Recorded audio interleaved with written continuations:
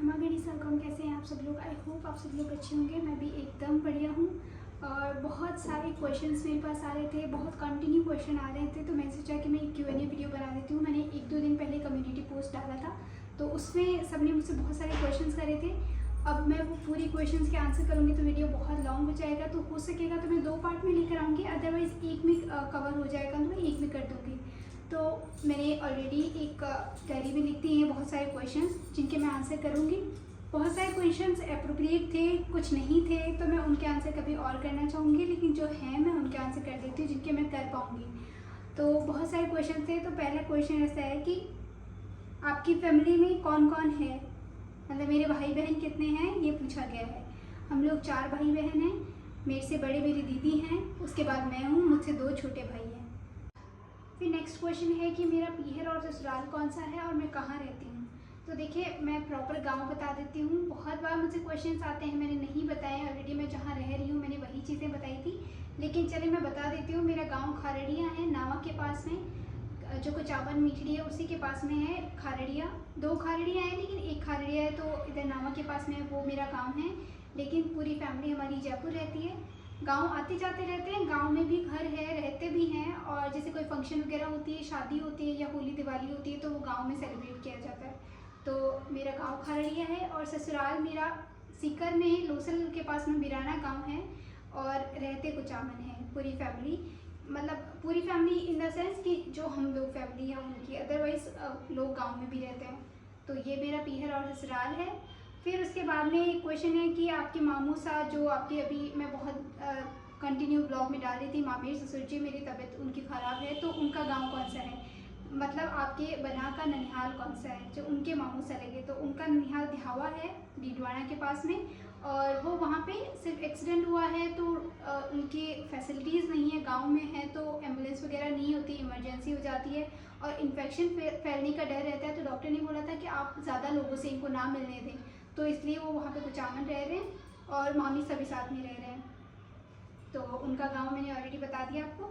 फिर आपको कि सिलाई आती है क्या।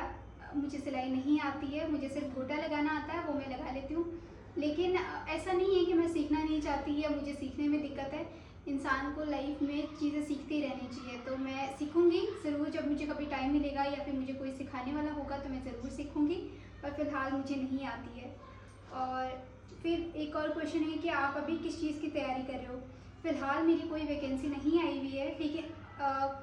जनरली मैं असिस्टेंट प्रोफेसर की तैयारी कर रही हूँ, क्योंकि यूपीएससी की मैंने करी थी, उतना अब मुझे टाइम नहीं मिलता है और ना मैं कर पाती हूँ। क्योंकि ऐसे होता है कि लाइफ में जब आप, बहुत सारी चीज़ें चलती रहती है। जब मैं यूपीएससी की तैयारी करती थी एज अ स्टूडेंट, तो मेरे पास सिर्फ ऐसे था कि स्ट्रेस लेने के लिए सिर्फ यूपीएससी की पढ़ाई थी।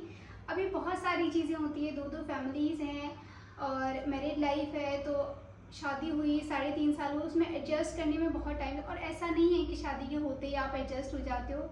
मैं अभी भी एडजस्ट कर रही हूँ, मैं अभी भी सोच रही हूँ कि लोग लाइफ में कैसे खुश रह सकते हैं, मैरिड लाइफ कैसे खुश होती है। मैं बहुत जगह एडजस्ट कर रही हूँ और शायद एडजस्ट करने से पूरी लाइफ एडजस्ट में निकल जाती है। लाइफ में एडजस्टमेंट बहुत ज़रूरी है और हर कोई करता रहता है, मुझे पता है हर कोई ही करता है।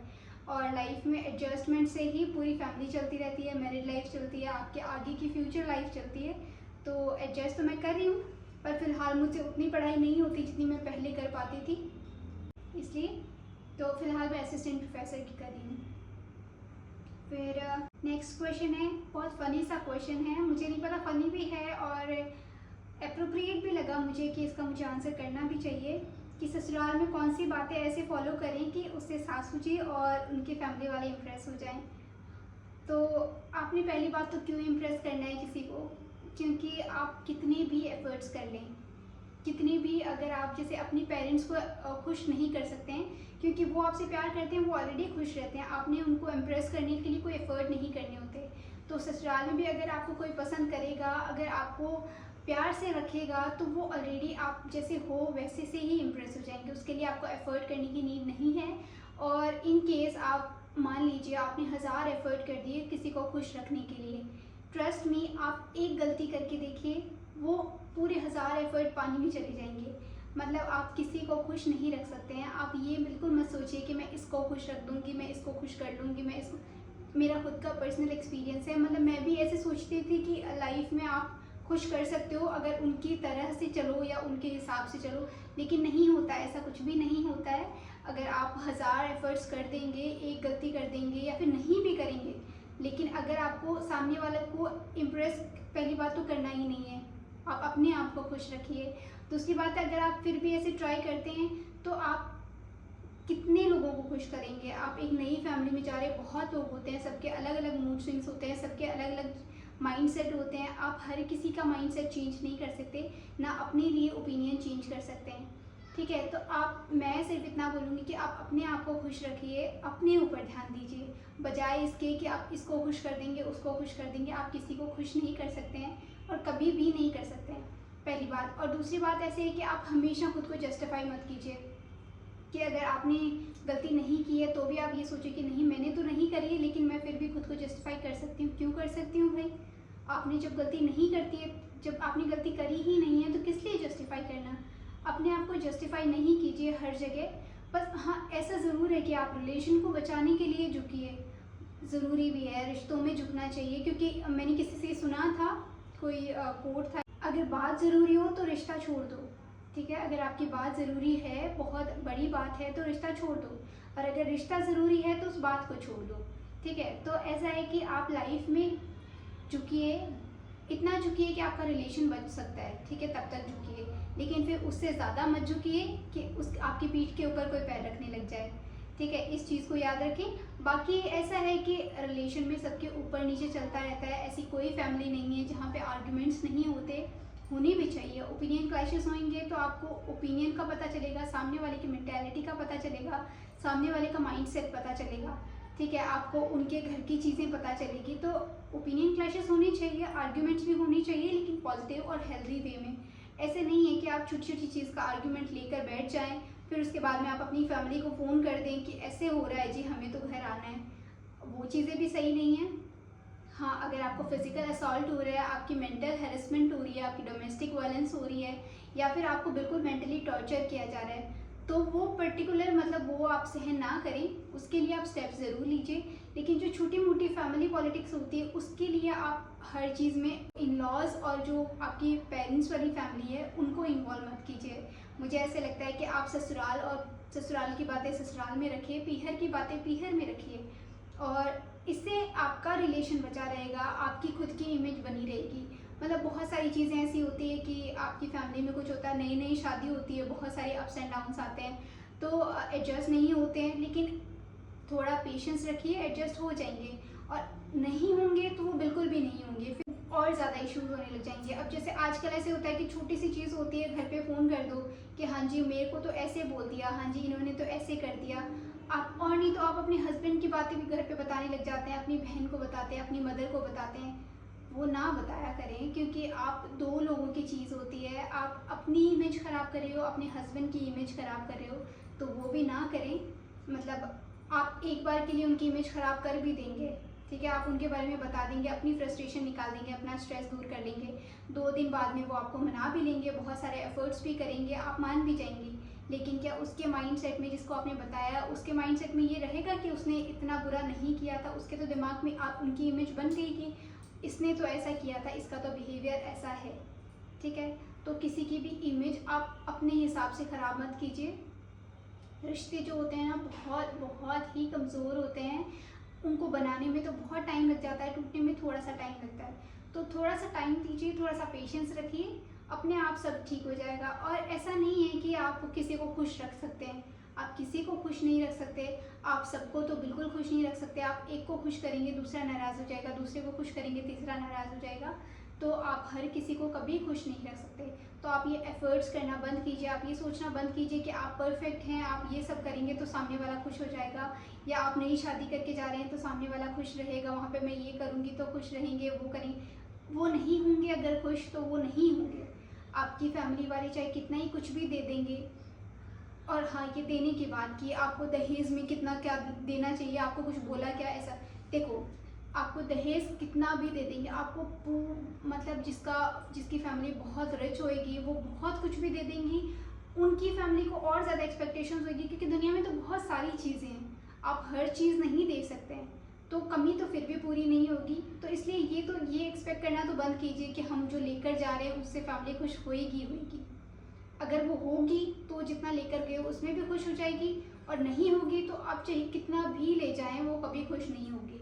टच वुड मेरी फैमिली में ऐसा नहीं है, ना इन्होंने कोई डिमांड करी थी। अब ऐसे है कि आपकी फैमिली में डिमांड करी थी, अगर गवर्नमेंट जॉब है तो आपकी फैमिली से डिमांड करके कुछ लिया गया, नहीं मेरी फैमिली से कोई डिमांड नहीं की।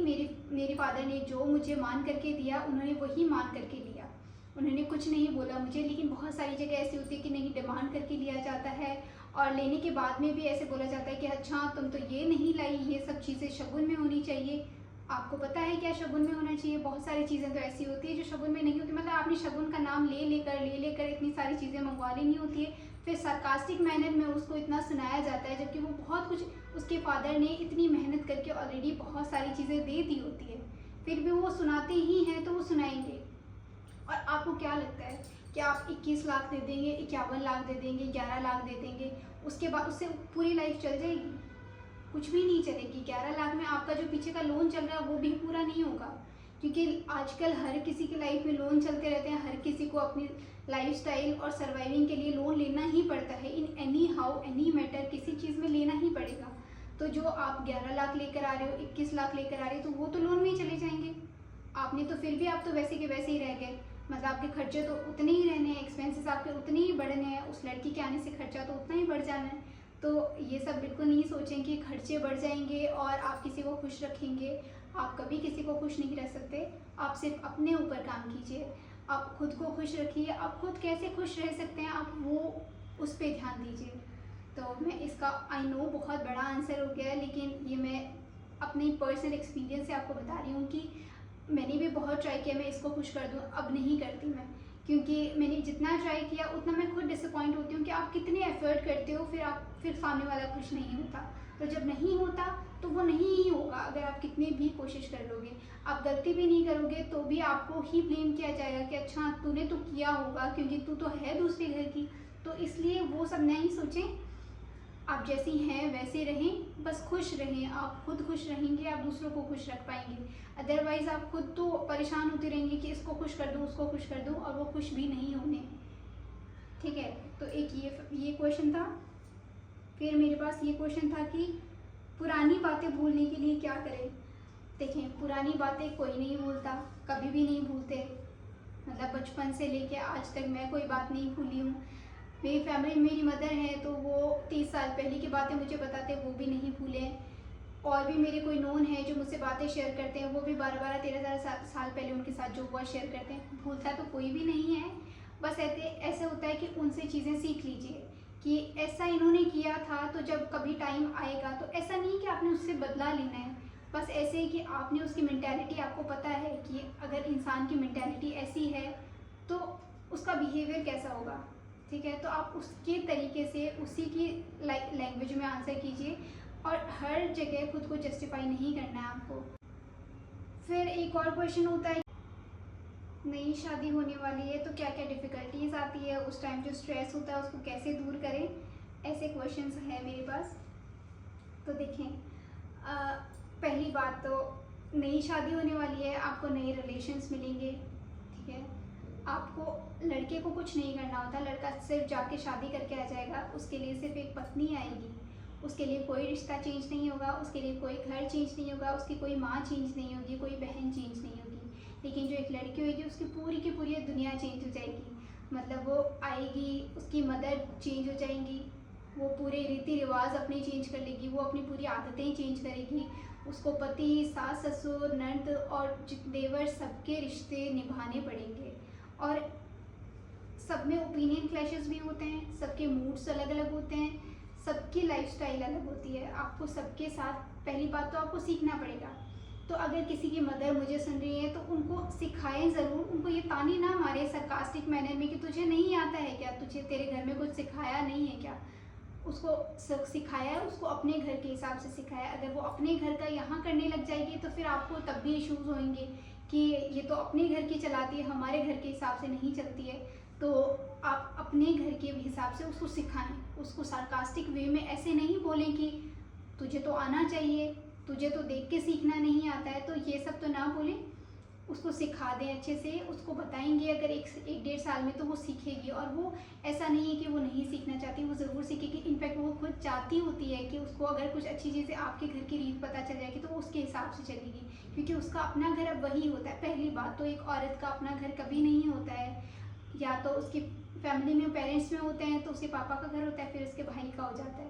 ससुराल में होती है तो पहले उसके ससुर जी का होता है, फिर उसके हस्बैंड का होता है, फिर उसी के बच्चे का हो जाता है, और कभी उसका नहीं होता जब तक रादर वो खुद कमा के अपनी पैसे से, अपनी अर्निंग से घर ना बना ले। औरत का कभी घर नहीं होता, लेकिन वो फिर भी हर जगह एडजस्ट करती है। आपको पता है साइंस एक तरफ है और लॉजिकल, एक्सक्यूज मी, आपको पता है बहुत सारे हार्ट अटैक्स आते हैं, औरत में बहुत कम आते हैं, बहुत रेयर आते हैं, और आदमियों में ज़्यादा आते हैं। साइंस का मान लीजिए अलग अपनी स्ट्रेटेजी है, उनका अपना लॉजिक है। नॉर्मली देखा जाए तो एक औरत को बहुत स्ट्रॉन्ग बचपन से बना दिया जाता है। मतलब जब वो 13 साल की होती है तो उसको ऐसे, मारवाड़ी में तो ऐसे ही बोला जाता है कि ओड मान के डांग होगी थान आज तक कहीं समझ को नहीं आई, ठीक है। और जब लड़का होता है तो अगर वो 22 साल का होके भी कोई गलती कर देता है तो उसको बोलते हैं कि एक तो टाबर बुद्धि है, इन तो कहीं समझ को नहीं, तो थे तो बड़ी और थोड़ी होशियारी वालों काम करो। तो ये वाली चीज़ें होती है। तो औरत को बचपन से, जब वो 12 साल की, 11 साल की, जब उसका मेंस्ट्रुअल साइकिल स्टार्ट होता है, तब से उसको इतनी बड़ी बना दिया जाता है कि उसका बचपन वहीं पे ख़त्म कर दिया जाता है, ये बोल बोल के कि तुम तो ओडमान की डांग हो गई हो, तुमको कुछ सीखना नहीं आता है, तुमको तेज़ बोलना होता है, तुम आगे घर में जाओगी, तुम वहाँ कैसे एडजस्ट करोगी।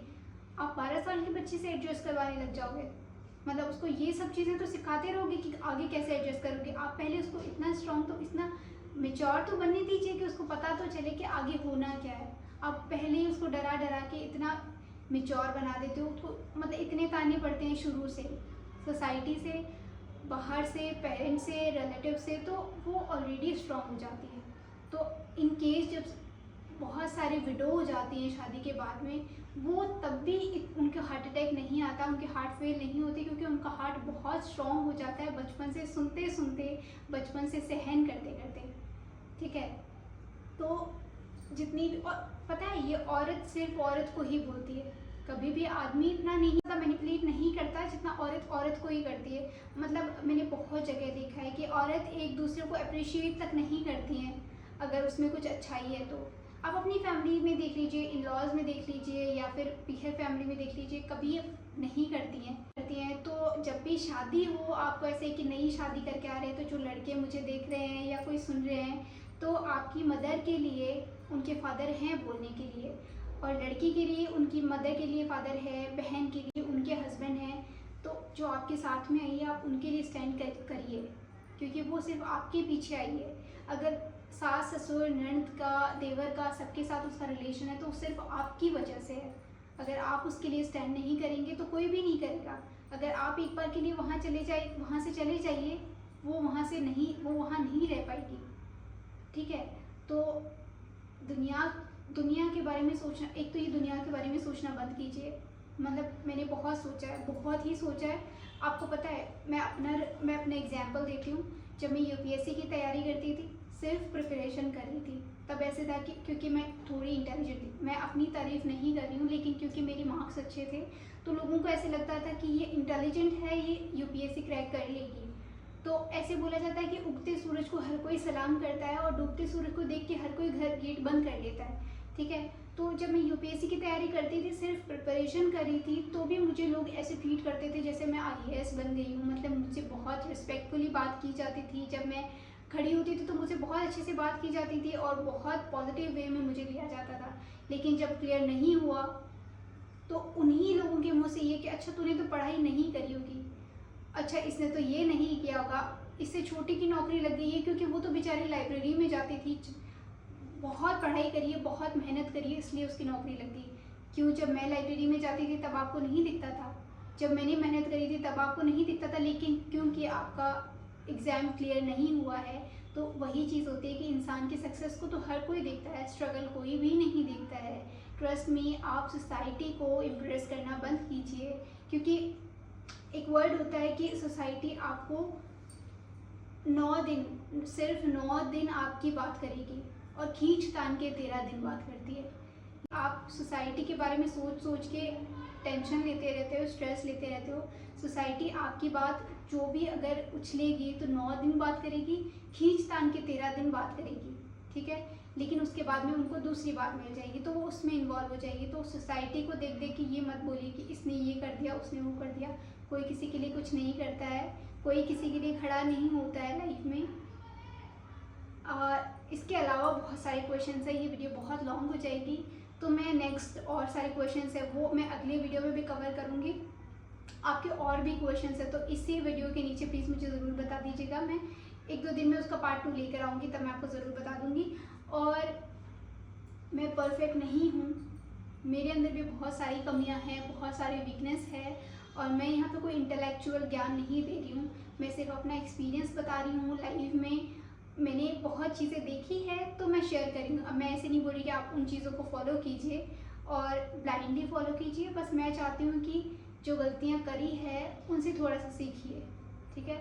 और वीडियो कैसी लगी मुझे कमेंट्स में ज़रूर बताइएगा। नेक्स्ट पार्ट में सेकंड पार्ट लेकर आऊँगी और जो क्वेश्चंस आपने मुझसे पूछे थे मैं उनके सबके भी आंसर करूँगी। और क्वेश्चंस है तो वो भी आप पूछ लीजिएगा। तब तक ध्यान रखिए, खुश रहिए, बाय बाय, टेक केयर।